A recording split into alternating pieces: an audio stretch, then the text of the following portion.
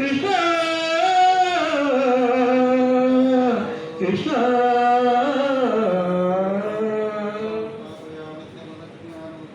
భోగభాప్త సులభ సుపుష్పగంధకలభ భోగభాప్త సులభ సుపుష్పగంధకలభ కస్తూరి తిలకమయివ మమ కాంతనంద గోపకంద స్వాగతం కృష్ణ స్వాగతం కృష్ణ శరణాగతం కృష్ణ భోగభాప్త సులభ సుపుష్పగంధకలభ కస్తూరి తిలకమయివ మమ కాంతనంద గోపకంద స్వాగతం కృష్ణ కృష్ణ కృష్ణ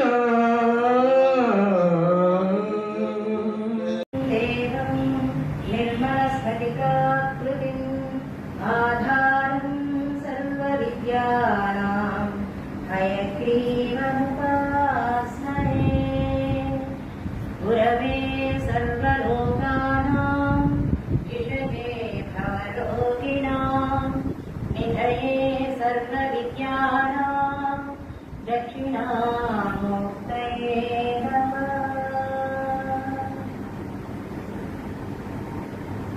సభా సరస్వతికి నమస్కారం. నా కన్న తల్లిదండ్రులకు వర్తమానం, నా గురుదేవుడైనటువంటి నేటి సూర్యనారాయణమూర్తి బాబాయ్ గారి అందరికీ ముందుగా కనబెట్టి ఈనాటి కథా పుస్తకంలోకి వెళ్తాం. మన బాబాయ్ గారు మొట్టమొదటిసారిగా చెప్పినటువంటి శ్లోకం మందారులోక వరసంధాయిని విమల బృందావదాతరదనా బృందార బృందమణి బృందార వింద మకరందాభిషిక్త చరణా మందానిలాకలిత మందార ధామభిరమందాభిరామ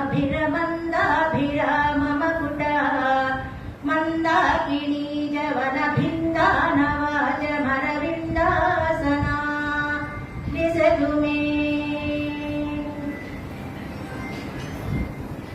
వాక్శుద్ధి విద్యా విజ్ఞాన స్వరూపిణి వీణా పుస్తకధారిణి స్ఫురణ మేధా స్మరణ శక్తి స్వరూపిణి బోధా స్వరూపిణి కళాకారిణి గ్రంథకారిణి సర్వసంగీత సంధాన స్వరూపిణి హంసవాహిని సదా వాక్కునందుండు మమ్మ శ్రీమాతా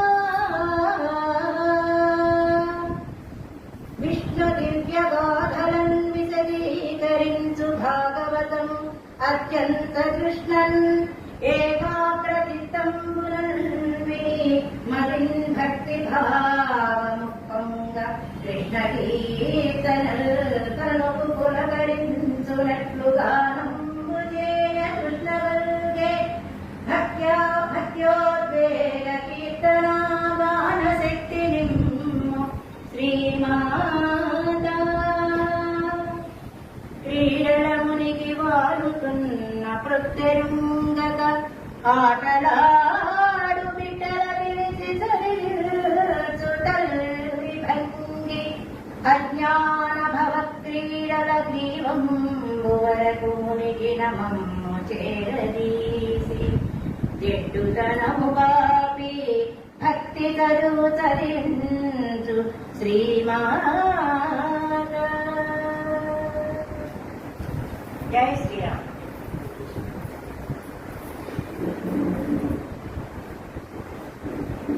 శ్రీకృష్ణావతార ఘట్టము. శ్రీకృష్ణ లీలలో కొన్ని మన భాగవత కథాంతరంగా ఈనాడు కృష్ణ పరమాత్మ పలికించినంత మేరకు చెప్పుకుందాం. పరిపూర్ణమైన పరమాత్మ భావాన్ని ప్రకటించిన అవతారం శ్రీకృష్ణావతారం. కృష్ణుడు ఉపనిషత్సారభూతమైన శ్రీమద్ భగవద్గీతను మనకు బోధించాడు. కృష్ణుని అర్జునుడికి బోధించాడు. అర్జునుడి ద్వారా మనందరికీ కూడా మిగిలిన ఏ అవతారాల్లోనూ ఈ విధమైన బోధ కనపడదు. భగవద్గీతకి తన కథనే ఉదాహరణగా తెలిపారు. భగవద్గీత సిద్ధాంతము, భాగవతం దృష్టాంతం. ఈ రెండింటినీ జాగ్రత్తగా పరిశీలిస్తేనే కృష్ణతత్వం చక్కగా అర్థమవుతుంది. అవతారము అంటే దిగుట అని అర్థం. అంటే అందకుండా ఉన్నవాడు అందుబాటులోకి రావడమే అవతారం. పరమాత్మ మాయని వశంలో ఉంచుకొని అవతరిస్తాడు. మాయని వశమై మనం పుడతాము. మనది పుట్టుక, ఆయనది అవతారం. తరించే యోగం ఉన్నవారు పరమాత్మ అవతారాలను స్మరించి ధన్యుడవుతాడు. మాటి మాటికి పరమాత్మని మన సంకల్పంలో, స్మరణలో, భావనలో, హృదయంలో అవతరింపజేసుకోవాలి. అది ఎలా సాధ్యం అంటే శ్రీకృష్ణ పరమాత్మ లీలలను పదే పదే స్మరణ చేయగలిగితే, ఆ లీలలన్నీ మన భావనను అనుభవించగలిగితే మన హృదయంలో శ్రీకృష్ణుడు అవతరించి తీరుతాడు. లీల అంటే భగవంతుని చేష్ట. మన చేష్టలు కర్మలు, భగవంతుని చేష్టలు లీలలు. కృష్ణస్వామి లీలల్ని 3 విధాలుగా చెప్పుకోవచ్చు. నందవ్రజంలో చేసిన లీల, మధురలో చేసిన లీల, ద్వారకలో చేసిన లీల. ఈ లీలల్ని మళ్లీ 2 భాగాలుగా చేశారు. మాధుర్య లీల, ఐశ్వర్య లీల. మాధుర్య లీల అంటే దేనిని వింటున్నంతసేపు, మననం చేస్తున్నంతసేపు మనలో తెలియని అనిర్వచనీయమైన ఆనంద మాధుర్యం పొంగులు వారుతుందో అటువంటి రసానుభూతిని కలిగించే లీల మాధుర్య లీల. దీనిని ముక్తి ప్రధాన లీల అని కూడా అంటారు. నందవ్రజంలో ప్రతి ఒక్కరికి గడ్డిపోచతో సహా అందరికీ ముక్తినిచ్చాడు పరమాత్మ. మధురలో, ద్వారకలో యోగ్యులైన వారికి మాత్రమే ముక్తినిచ్చాడు. అక్కడ చేసిన లీల, మధుర, ద్వారకలలో చేసినటువంటి లీలలు ఐశ్వర్య లీల అంటారు. ఐశ్వర్య లీల అంటే ఈశ్వరత్వ భావ ప్రకటన లీల. మనం కూడా శ్రీకృష్ణ మాధుర్య లీలల్ని తడిచి ఆ లీలా సముద్రంలో, అంటే ఆ భగవంతుని యొక్క లీలా సముద్రంలో మునిగిపోయి భవసాగరంలో తేలియాడుతూ గోపికలమై కృష్ణ పరమాత్మ పాదాలు పట్టి ఆయనలో ఐక్యమవుతాం. కాబట్టి ఈ భాగవతాన్ని, ఈ కృష్ణ పరమాత్మ యొక్క ఆవిర్భావం ఘట్టాన్ని, ఆయన యొక్క లీలల్ని మనం పఠనం చేసి, పఠనం కూడా కాదు, దాన్ని మననం చేసుకుంటూ పదే పదే ఆ లీలల్ని కనుక తలుచుకుంటూ ఉంటే అదే మాధుర్య లీల మనం కూడా అనుభవించవచ్చు. కాబట్టి ఆ మాధుర్య లీలని అనుభవిస్తూ భగవంతునిపై నిజమైనటువంటి భక్తి భావాన్ని పెంపొందింపజేసుకుంటూ కథలో ప్రవేశిద్దాం. శ్రీకృష్ణ ఆవిర్భావ ఘట్టం. పూర్వం వేలాది రాక్షసులు భూమండలాన్ని ఆక్రమించి శిష్యులను హింసిస్తూ భూమికి భారంగా మారారు. భూభారాన్ని భరించలేక భూదేవి బ్రహ్మ వద్ద వినిపించింది. బ్రహ్మ భూదేవితో పాటు సమస్త దేవతాగణాన్ని తీసుకుని వైకుంఠానికి వెళ్లి శ్రీమన్నారాయణుని పురుష సూక్తంతో స్తుతించి సమాధి స్థితిలో ఉండగా బ్రహ్మకు శ్రీహరి అభయవాక్యం వినిపించింది. ఆ సందేశాన్ని బ్రహ్మ దేవతలకు వినిపించాడు. దేవతలారా, శ్రీహరి భూలోకంలో వసుదేవతనయుడై పుట్టి భూభారాన్ని తొలగిస్తాడు. మీరు కూడా మీ అంశలతో యాదవ కులంలో జన్మించండి. ఆదిశేషుడు హరికి అన్నయ్య పుడతాడు అని చెప్తాడు. కొంతకాలానికి సూరసేనుడి కుమారుడైన వసుదేవుడు దేవకీదేవుడు పెళ్లి చేసుకుని తన నగరానికి బయలుదేరాడు. ఉగ్రసేనుడి కొడుకైనటువంటి కంసుడు దేవకి పెద్దనాన్న కొడుకు. చెల్లెల మీద ప్రేమతో తానే రథసారథి అయి అత్తవారింటికి సాగనుకుంటున్నాడు. ఇంతలో హఠాత్తుగా కంస ఏ చెల్లెని మెప్పు కోసం సారథిగా మారి రథం చెల్లెని 8వ కొడుకుని హతమారుస్తాడని ఆకాశవాణి పలికింది. అంతే, దేవకీదేవిని చంపబోయాడు కంసుడు. వసుదేవుడు అడ్డుపడి ఎన్నో విధాలుగా బోధ చేస్తాడు, ప్రతిమాలుతాడు, కానీ లేదు. అప్పుడు వసుదేవుడు అంటాడు, ఈమెకు పుట్టిన వారిని పుట్టినట్టు నీకు ఇచ్చేస్తాను. నీ పిల్లలు వాడు కదా, నీకు 8వ గర్భం వల్ల కదా నీకు భయం. దేవకీదేవి వల్ల నీకేం భయం లేదు కదా, ఆ బిడ్డల్ని పుట్టిన వారిని పుట్టినట్టు నీకు ఇస్తాను, నా మాట నమ్ముగావా అని చెప్పించారు. వసుదేవుని యొక్క సత్యసంధత మీద ఆయనకి అత్యంత నమ్మకం. కంసుడికి, అందరికీ నమ్మకమే, కంసుడికి కూడా నమ్మకమే. కాబట్టి వదిలిపెట్టేస్తాడు దేవకీదేవి. కొంతకాలానికి మొదటి కొడుకు పుడతాడు.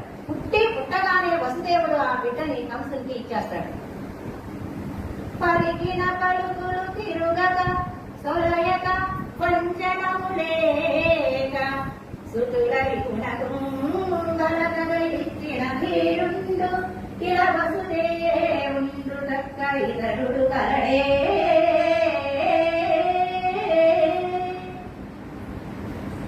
మాట ఆడిన మాట తప్పకుండా ఎటువంటి వంచన లేకుండా అప్పుడే పుట్టిన బిడ్డని కూడా చూడకుండా మాట ప్రకారం శత్రువుకి ఇచ్చినటువంటి వాడు వసుదేవుడు తప్ప ఈ భూమి మీదకి ఎవరైనా ఉన్నారా అని చెప్పేసి అనుకుంటారు.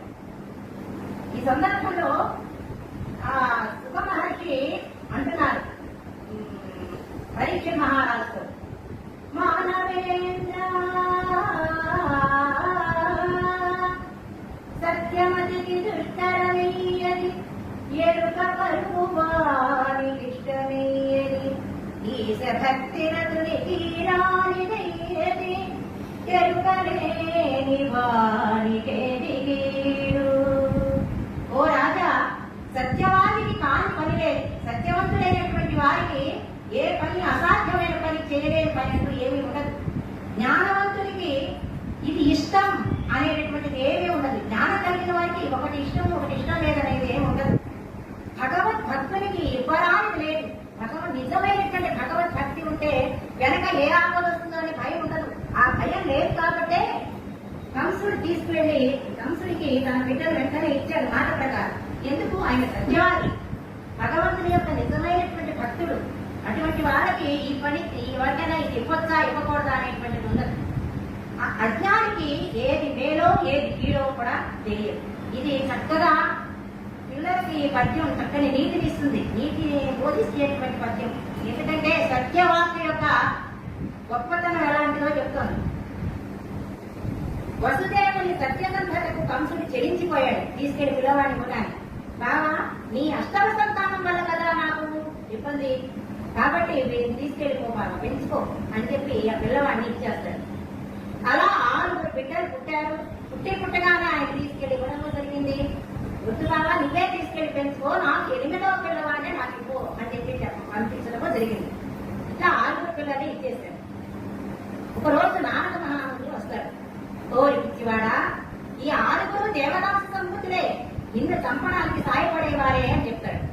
ఆ మాట ఎప్పుడైతే చెప్పారో వెంటనే కంసుడు తన 6 మళ్ళా 6 పిల్లల్ని వినిపించడం, నిర్దాక్షిణ్యంగా కాళ్ళు పట్టుకొని పండకేసి బాగా చంపేయడం జరిగిపోయింది. ఎందుకు నారద మహర్షి ఇట్లా చేశాడు? ఇంట్లో సినిమాలో వాటిల్లో ఆయన కలహపోయుడు అది ఇది అని చెప్పేసి ఎన్నో రకాలుగా చూపిస్తారు. కానీ అది కాదు. నారదుడు ఎలాంటి వాడంటే నారాయణ సంకల్పాన్ని భూమిపై ప్రవర్తింపజేసేటువంటి మహర్షి అన్నమాట. ఆయన సంకల్పం భూమి మీద ప్రవర్తింపజేస్తాడు. అందుకోసమే ఎక్కడెక్కడ ఆయన అవసరం ఉందో త్రిలోక సంచారి అనేటువంటి ఆ నారదుడు ఖచ్చితంగా భూమి మీద వచ్చి ఆయన యొక్క పని ఆయన పూర్తి చేసుకుంటూ వెళ్ళిపోతారు. ఆయన ఎప్పుడు కూడా అనకపోతున్న అటువంటి పదాలు కూడా అనకూడదు, ఎవరన్నా అన్నా వినకూడదు. సరే, ఇంకా ఆ పిల్లల 6ని చంపింది కాక వసుదేవుని దేవకి, ఎందుకంటే చెప్తారు వసుదేవుడు దేవకి దేవి వాళ్ళ పిల్లలు మొత్తం అందులో దేవతకు సంపుతుంది అని చెప్తారు. మరి దేవతగానే మొత్తం వెంటనే తీసుకొచ్చేశాడు. ఆ వసుదేవుని దేవకి దేవిని తన తండ్రి అయినటువంటి ఉగ్రదేవుడిని అందరినీ చేస్తాడో బంధించేస్తాడు. మధుర సూరసేన 2 దేశాన్ని ఆయన ఎందుకంటే వాళ్ళందరినీ చేస్తాడో పెట్టాడు. ఆ 2 దేశాలు ఆయన పరిపాలిస్తున్నాడు. ఇక 50వ రాజులపై దండెత్తాడు. ఆ రాజులలో కొందరు నిషధ, కురు, కోసల, విదేహ, విదర్భ, పాంచాల, సాల్వ దేశాలకు పారిపోయి ప్రాణాలు రక్షించుకున్నారు. కొంతమంది ఎదిరించలేక యాదవులు ఎదిరించలేనటువంటి యాదవులు ఏం చేశారంటే కంసుడికి లొంగిపోయి అతన్నే సేవిస్తూ ప్రతికి చచ్చాడు. ఇంతవాడు దేవకి 7వ గర్భం దాచింది. అయితే కొంతకాలానికి 7వ గర్భంలో ఉన్నటువంటి ఆదిశేషుడు యోగమాయ వల్ల సంకర్షణుడై నందగోకులంలో ఉన్న రోహిణి గర్భంలో ప్రవేశించాడు. వసుదేవుని యొక్క భార్య రోహిణి, ఆ రోహిణి కడుపున పుట్టిన వాడే బలరాముడు. వసుదేవుని మరొక భార్య రోహిణి, ఆ రోహిణి కడుపున పుట్టిన వాడే బలరాముడు.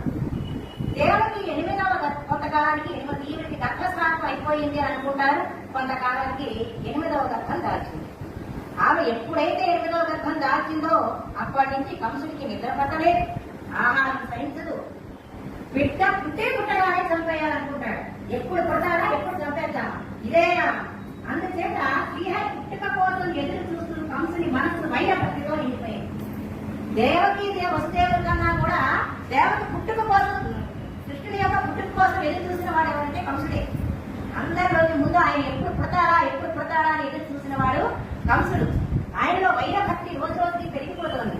ఏ విధంగా అంటే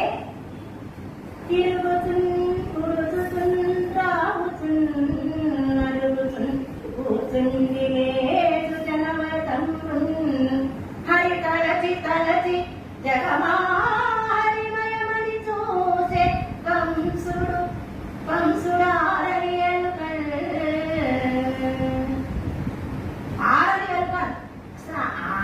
క్రోధమైతే కావట్లా, కానీ తిరుగుతున్నా, కూర్చున్నా, నడుస్తున్నా, తింటున్నా, లేస్తున్నా, ఏదన్నా చేయనింది అనుక్షణము ఆ హరిని కలుస్తూనే చివరికి ఏమైపోయాడంటే జగమంతా హరిమయంగా కనపడుతుంది. ఏది చూసినా హరి, ఏది చూసాన్ని ఖచ్చితంగా మనకి సరిపోతుంది. ఏ విధంగా సరిపోతుందంటే మనలాగా కనలేదు ఆవిడ. మనం కనాలంటే నొప్పులు భరిస్తూ, బాధలు భరిస్తూ, ఏడుస్తూ కంటాం. కానీ ఆవిడ నవ్వుతూ కన్నదిగా పిల్లవాడు. ఏ విధంగా నవ్వుతూ కనగలిగింది అంటే గర్భం దాల్చింది, ఆవిడ కంటోంది అనేది ఒట్టి లీల మాత్రమే. భగవంతుడు అవతరించాడు కానీ పుట్టలేదు. అందుకే కళ్యాణం అనే పదం ఇతర గంది అంటే చూసింది, ఎదురుగా ప్రత్యక్షమైనటువంటి కృష్ణ పరమాత్మని చూసింది. అదే కృష్ణ ఆవిర్భావం, కృష్ణ జనం. అదే ఒక్కసారిగా ఆయన పుట్టడంలోనే ఒక్కసారిగా అందరికీ మాయ కప్పేశాడు. ఎలా పుట్టాడు, ఎలా దర్శనమిచ్చాడు, ఆయన ఎలా అవతరించాడు అంటే అన్నమాచార్య వారు చెప్తారు. పుట్టిన ఎప్పుడే చతుర్భుజాలు శంకు చక్రాలు ఎట్లు ధరించెనో ఈ కృష్ణుడు. పుట్టిన ఎప్పుడే చతుర్భుజాలు శంకు చక్రాలు ఎట్లు ధరించెనో ఈ కృష్ణుడు. అట్టే కిరీటము ఆభరణాలు ధరించి, అట్టే కిరీటము ఆభరణాలు ధరించి ఎట్ట వెరుట ఉన్నాడు శ్రీకృష్ణుడు. సతులారా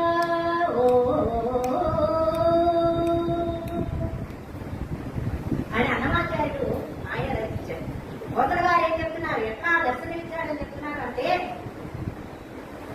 జలధర దేవాను చతుర్బాహు సరసీరుహాక్షు విశాలవక్షు చారు గదా శంఖ చక్ర పద్మస్తు పద్మ విలాసు గకంఠ కౌస్తుభమణి కాంతి భాసు కమనీయ కటి సూత్ర కంకణ కేయూర శ్రీవత్సలాంచిత విహారున్ కురుకుండల ప్రభాయుత కుంతలలాటు వైడూర్యమణి గణవర కిరీటు బాలు పూర్ణేందు రుచిజాలు భక్తలోక పాలు సుగుణాల వారు కృపా విశాలు చూచి తిలకించి పులకించి చోద్యమంది యుప్పిచలరేగే వసుదేవుడు, పిచలరేగి వసుదేవుడు చయించే.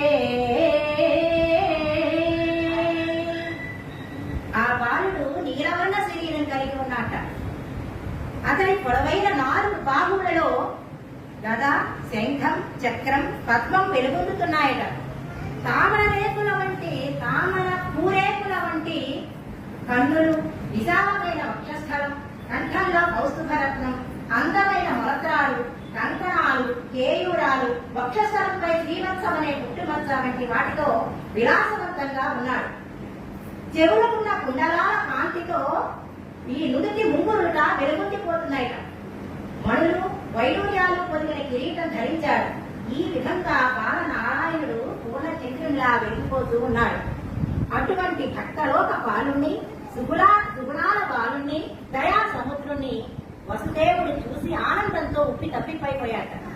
ఆనంద సాగరంలో స్నానం చేసి పిల్లవాడు పుట్టగానే స్నానం చేయాలి కదా, ఆయన ఉన్నది చెరసాడు కాబట్టి ఆనంద సాగరంలో ఆయన స్నానం చేశాడు, సముద్ర స్నానం.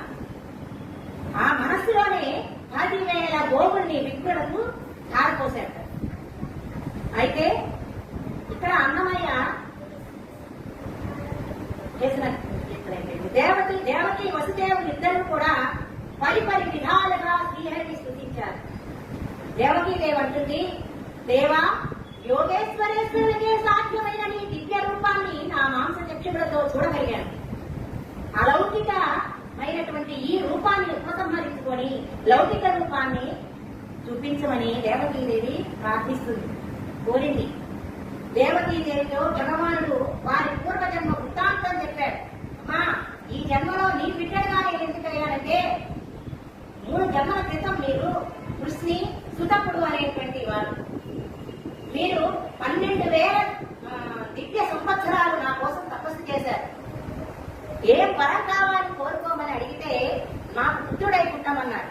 మీరు అడిగింది 1 జన్మ, కానీ నేను 3 జన్మల్లో మీకు పుడతానని మీకు వరం ఇస్తున్నా. కాబట్టి 1 జన్మలో కృష్ణి గర్భుడుగాను, 2వ జన్మలో దేవకి 2వ జన్మ ఆదితి కశ్యపులకు వామనుడిగాను పుట్టాను.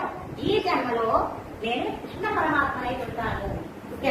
కాబట్టి ఈ జన్మతో మీకు జన్మ రాహిత్యం, ఇంకా మీకు జన్మ అంటూ లేదు అని చెప్తాడు. చెప్పి వసుదేవునితో చెప్తున్నాడు, నన్ను ప్రేపల్లలోని యశోద పక్కన నన్ను చేర్చు. అక్కడ నాతో పాటు ఒక బాలిక పుట్టి ఉన్నది. ఆ బాలికను తీసుకొచ్చి దేవకీదేవి పక్కన జరగవలసిన కథంతా నేనే చూసుకుంటాను అని అభయవాక్యం ఇచ్చి ఆయన ఆ మాట చెబుతూనే తన యొక్క రూపాన్ని చాలించి పసిబాలుడిగా మారిపోయాడు.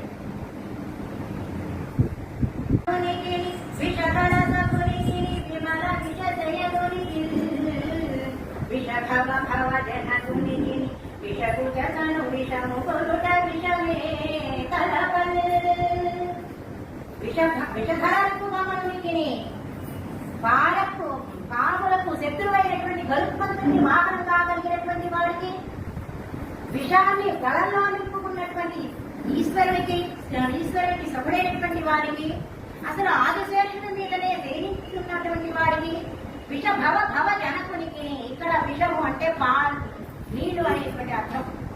నీళ్ళ నుండి పుట్టిన పువ్వు నుంచి పుట్టినటువంటి బ్రహ్మదేవుడికే జనకులైనటువంటి వారికి ఈ విషపుజలు విషము కనుక విషమే తలపం.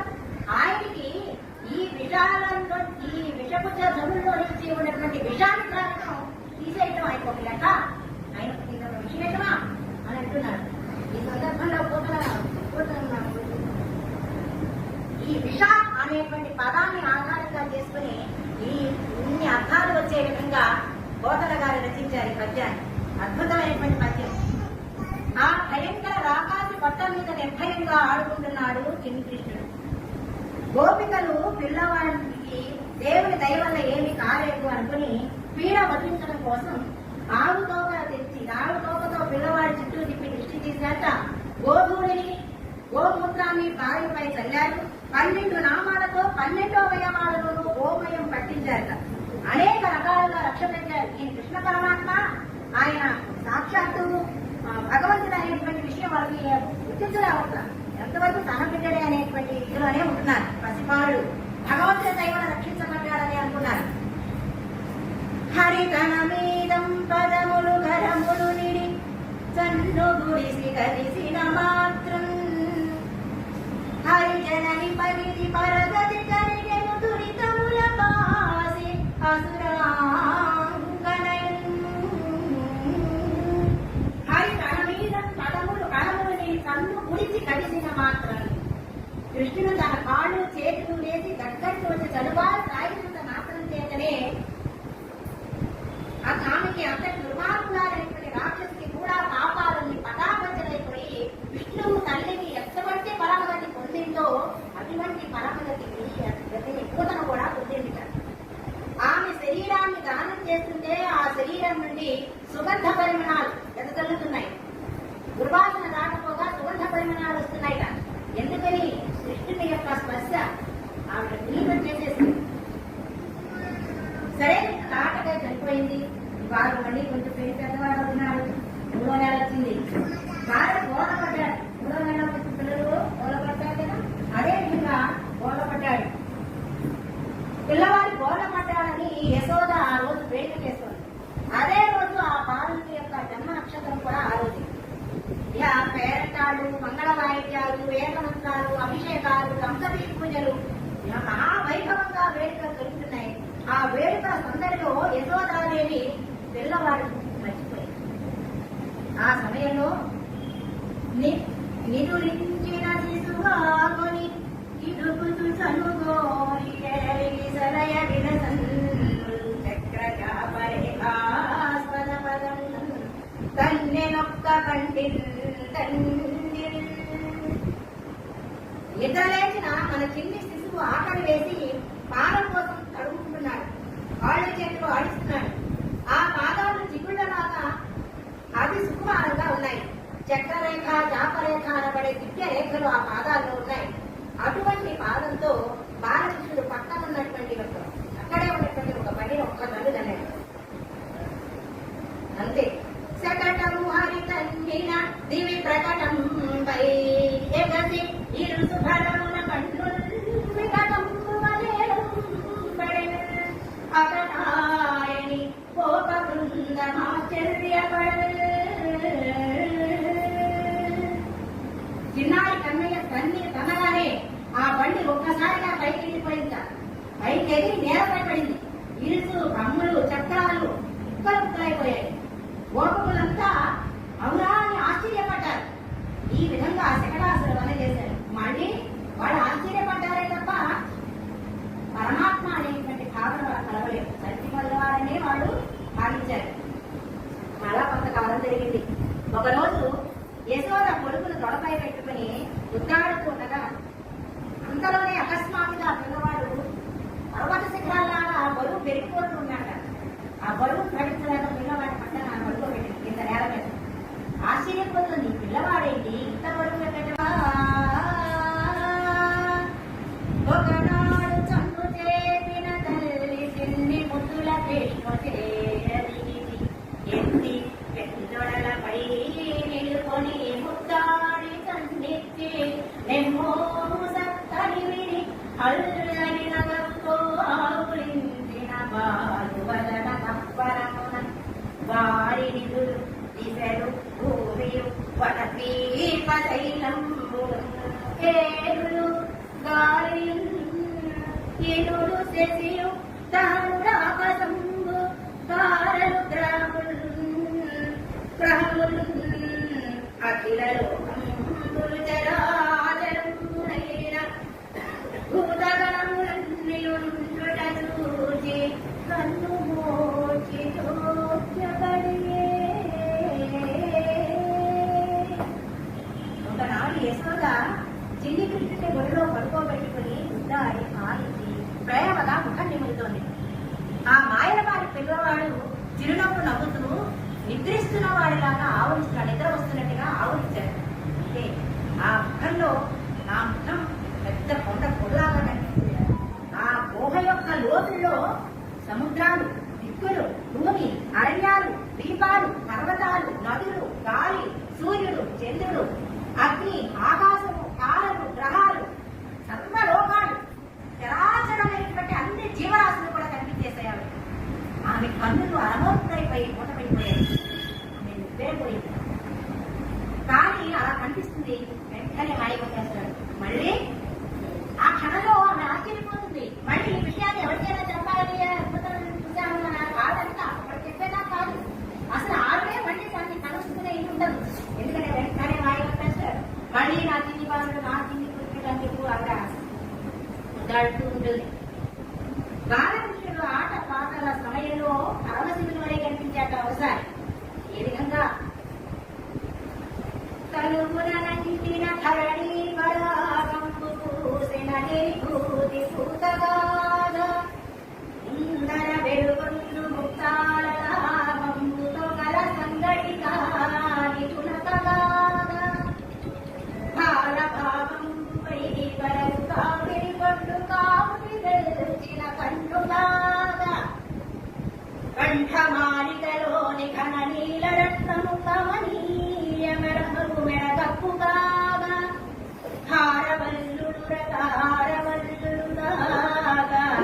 బాలలీల ప్రౌఢ పాలకుండు శివుని పగివి నొప్పే శివుని గిరి తనకును వేరులేని కల్పవెలయున్నట్లు. ఆటల్లో చిన్ని కృష్ణుని దేహానికి అంటినటువంటి దుమ్ము విభూతి పూతలాగా కనిపించింది. పైన ముడిచి ముత్యాల పేరుతో ఉండేటటువంటి ఉంగరాల చుట్టుట ముత్యాల పేరు ఉంది కదా, శివుని తలపై ఉండేటువంటి చంద్రవంకలాగా కనిపించిందట. నుదుట నిలువుగా పెట్టిన ఎర్రని తిలకం శివుని పాలనేత్రమా అన్నట్లుగా గోచరించిందట. మెడలో వేసిన రత్నాల హారం మధ్యలో పెద్ద నీలమణి ఉంది. ఆ మణి ఎలా ఉందంటే గరళాన్ని మింగినటువంటి శివుని కంఠంలాగా, కంఠంలో ఉన్నటువంటి మచ్చలాగా కనపడిందట. మెడలోని ముత్యాల హారాలుగా శివుని మెడలో ఉన్నటువంటి సర్పాల హారాలుగా గోచరించాడు. బాలకృష్ణుని అవతారంలో ఈ విధంగా లీల చూపాడు. శివుడు తాను ఒకటే సుమా అని హెచ్చరిస్తున్నాడా అన్నట్లుగా కృష్ణుడు శివుని వరే కనిపించాడు. ఈ రకంగా కనబడుతున్నాడు. ఇంకా కొంచెం పెద్దవాడయ్యాడు. అల్లరి పనులు మొదలుపెట్టాడు. వల్లవకృహ నవనీతములెల్లను భక్షించి వచ్చి ఎరుగని కంగిన్ తల్లి గదిసి చితాడుచు అల్లల చలుపు పెట్టు మౌపాయను గోపికలను పెడుతున్నాడు. ఎట్లన్నీ తినేస్తున్నాడు. ఇంటికి వస్తాడు. ఏమి తెలియనటువంటి అన్నాక అమ్మ దగ్గరికి పోయి అమ్మా ఓ పెట్టమ్మా చదువుకో పెట్టమ్మా అని చెప్పి వెళ్తూ ఉండేవాడు. సందర్భంలో అన్నమయ్యగా చెప్తారు. అంటే ఈ సందర్భం అని కాదు, చిన్ని కృష్ణ యొక్క 7 కింద చిన్ని కృష్ణుడు ఉన్నాడు. మొల తీరు గంటలు గలగల మనగా కదలగను, మొల తీరు గంటలు గలగల మనగా కదలగను, గలనమూలతో ఈతడు వచ్చి గలనమూలతో ఈతడు వచ్చి గలగము చేతులు చాచి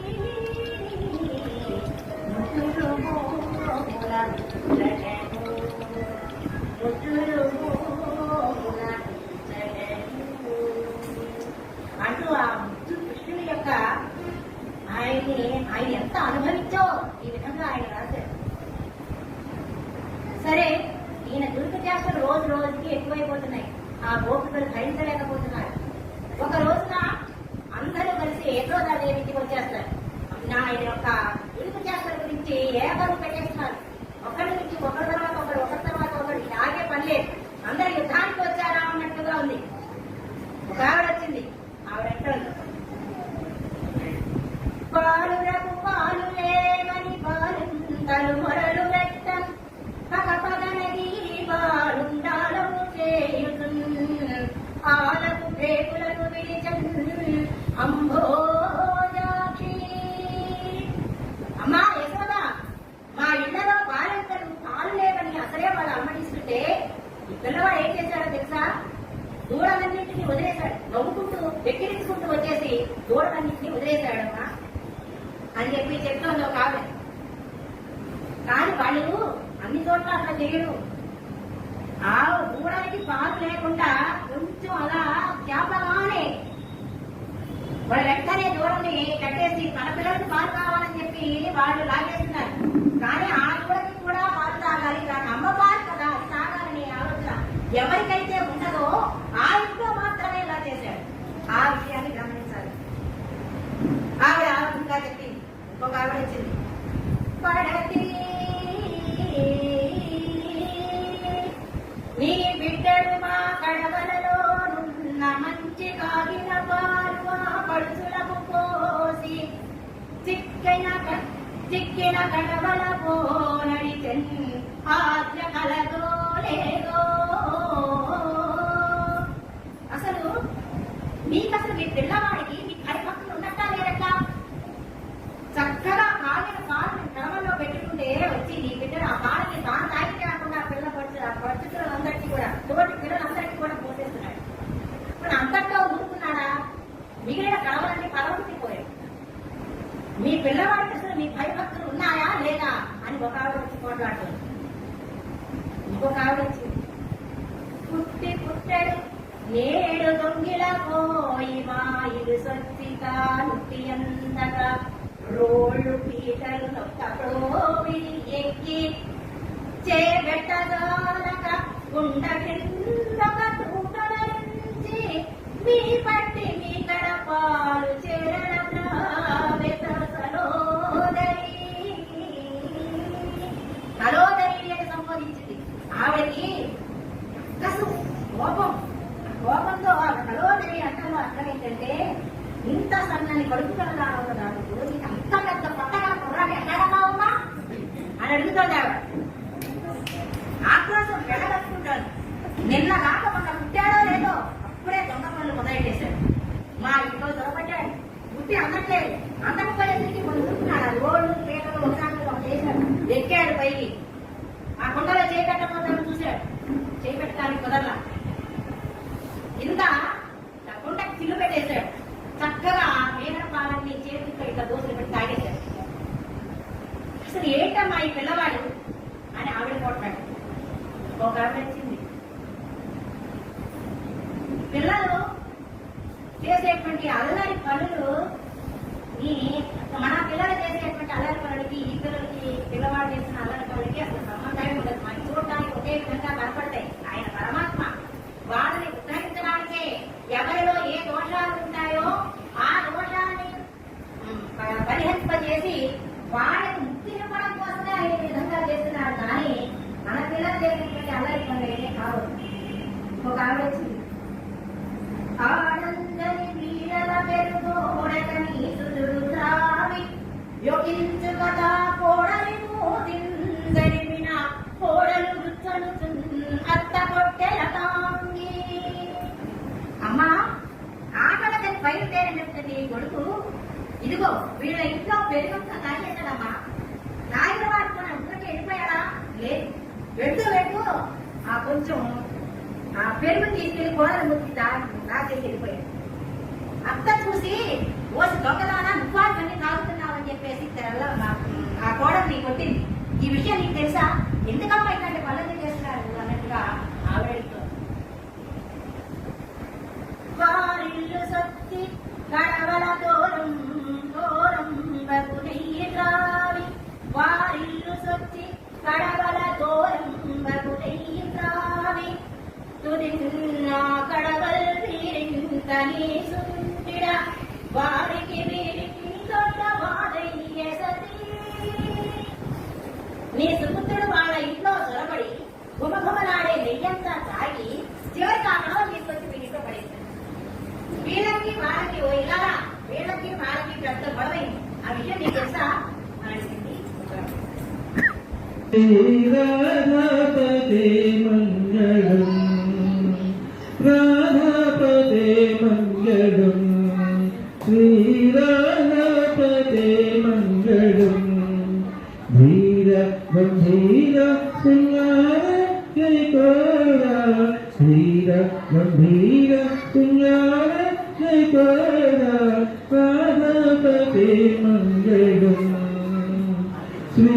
శ్రీరాధాపదే మంగళం వేద గరుడవు నీవే కదా నామముతో నన్ను బ్రోవరవా వేద గరుడవు నీవే కదా నామముతో నన్ను బ్రోవరవా రాధాపదే మంగళం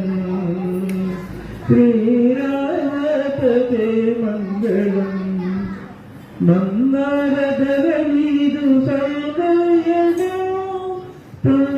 పొందుగవనింత నా సాధ్యమా మందారధరనీదు సౌందర్యము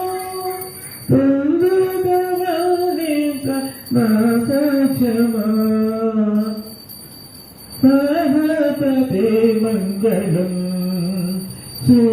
శ్రీరాధాపదే మంగళం ధీర గంభీర సింగార